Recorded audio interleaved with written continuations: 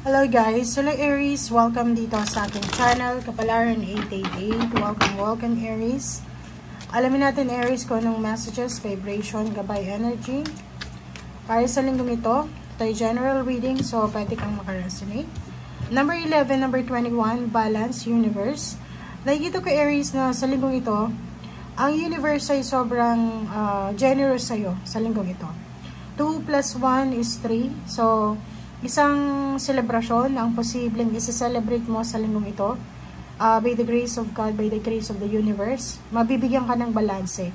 Isa sa mga minamanifest mo, isa sa mga pinagpipray mo, ang posibleng mangyari sa linggong ito. Okay? So, nakikita ko yung balanse. Mapa-health, mapa-financial, spiritual, or kung ano pa man siya. You're being protected, you're being guided, you're blessed, and then nakikita ko na supported ka ng mga spiritual helpers mo and guides in the universe. Okay.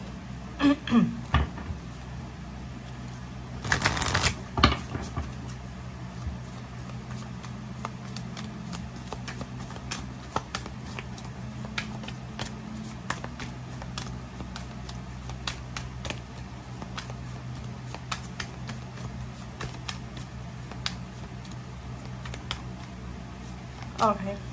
A passion. Oh, wow. Sobrang passionate ka. Sobrang, kung babae ka, sobrang seductive ka. Sa linggong ito, nakikita ko yung confidence mo, yung determination, yung passion. Nakikita natin yung kagustuhan, yung eagerness natin dito. Okay? So, sinasabi sa'yo dito, Aries ng barahang yan na gagawin mo ang lahat sa linggong ito. Makuha lang lahat ng gusto mo. Okay? Ibig sabihin, sobrang passionate, sobrang driven ka sa linggong ito.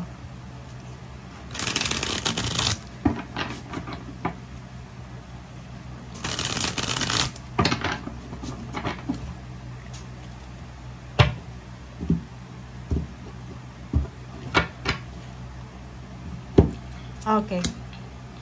Six of Cups. Nakikita ko yung relationship na posibleng bumalik sa'yo. May homecoming, pwedeng ikaw ay pauwi ng Pilipinas, pauwi ka sa pamilya mo. Nakikita ko yung reminiscence of the past, reminiscing of the past. Maraming babalik, marami kang babalikan, or maraming gusto kang balikan. Okay? So, it's confirmation yung 21 universe. Nakikita ko na binabalik-balikan mo siguro sa isip mo yung celebration. Nakikita natin yung excitement dito eh. Excited ka para sa paparating na Pasko or New Year, or pwedeng excited ka para sa pagkikita nyo ng pamilya nyo. Excited ka para sa celebration.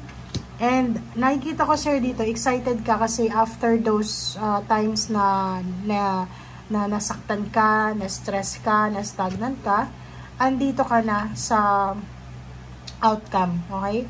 So nakikita ko sir dito na from Tower, yung bumagsak sa buhay mo, pwedeng nalugi ka, negosyo, nawala ng trabaho, iniwanan ng minamahal, hindi nakuha yung gusto sa taong 2023 or 24, but bago matapos yung taon, nakikita ko sir dito na yung minamanifest mo, yung pinagpipray mo na 9 of Pentacles or yung money, ay posibleng makukuha mo siya sa linggong ito.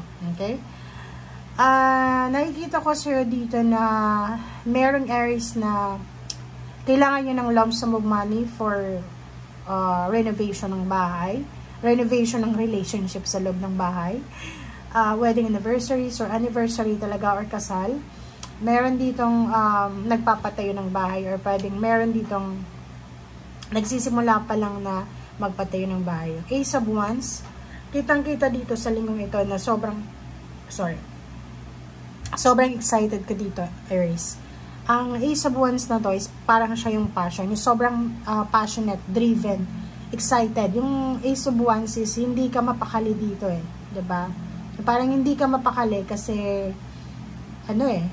hindi ka mapakali kasi excited ka. Yung parang sumasakit yung tiyan mo, yung ulo mo, so sobrang excitement, parang ganun. So, yun ang nakikita ko sa'yo dito. Mahilig ka sa sinasabi ng iyong intuition, okay? Kung anong gustong sabihin sa'yo ng iyong intuition, ng iyong instinct, sundan mo. At ang Six of Swords, nakikita ko na may upcoming travel dito. So, may mga Aries na magta-travel, pwedeng malapit na silang lumipat ang bahay or malapit na silang lumipat ang tirahan. may babalik ng Pilipinas, babalik sa kanilang bansa, o babalik sa kanilang bahay. And nakikita ko na para kang isang celebrity, okay? Parang isa kang celebrity na lahat ng tao nakatingin sa'yo, diba? Tinitingala ka siguro dahil hinahangaan ka, or pwedeng yung iba sa inyo dyan, tinitingala ka kasi amazed na amazed siya sa mga changes or transformation na nangyari sa buhay mo, okay? Moving forward, nakikita ko rin yung ibang Aries na nakafocus sila sa bago nilang trabaho, sa bagong mundo na papasukin nila, sa parang renewal of self, parang ganon. May financial portal dito na mag-open para sa'yo. So, yun yung focus mo. So, kung ano man to na gagawin mo sa linggong ito, ito yung magdadala sa'yo ng financial success and emotional beginnings. Okay? So, yung 10 of Cups natin is masaya. Masaya yung buong pamilya. Kasama ka na. So, may celebration ka na posibleng madatnan. It's either welcome party, Thanksgiving party, or kano pa man. Sobrang excited, sobrang passionate, sobrang excited ang nakikita kong Aries dito.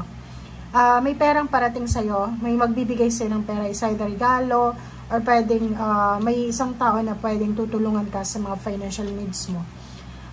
Yun, it's a double confirmation dito na talagang may travel kang gagawin, relocation, movement. So, ang linggong ito na yung simula na pwedeng yung iba na gustong lumipat ng bahay, yung unti-unti nilang hinahakot yung mga gamit nila from one residence to other residence. So yun ang nakikita natin.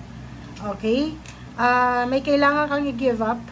Okay? Kasi posibleng makatanggap ka ng isang kwento, isang balita, isang news na posibleng kailangan mong i-give up.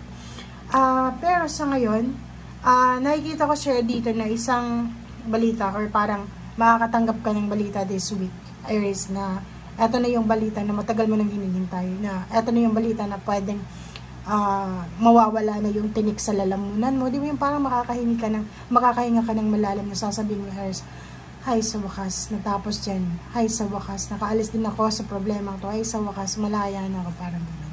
Okay? So ito yung highlight mo.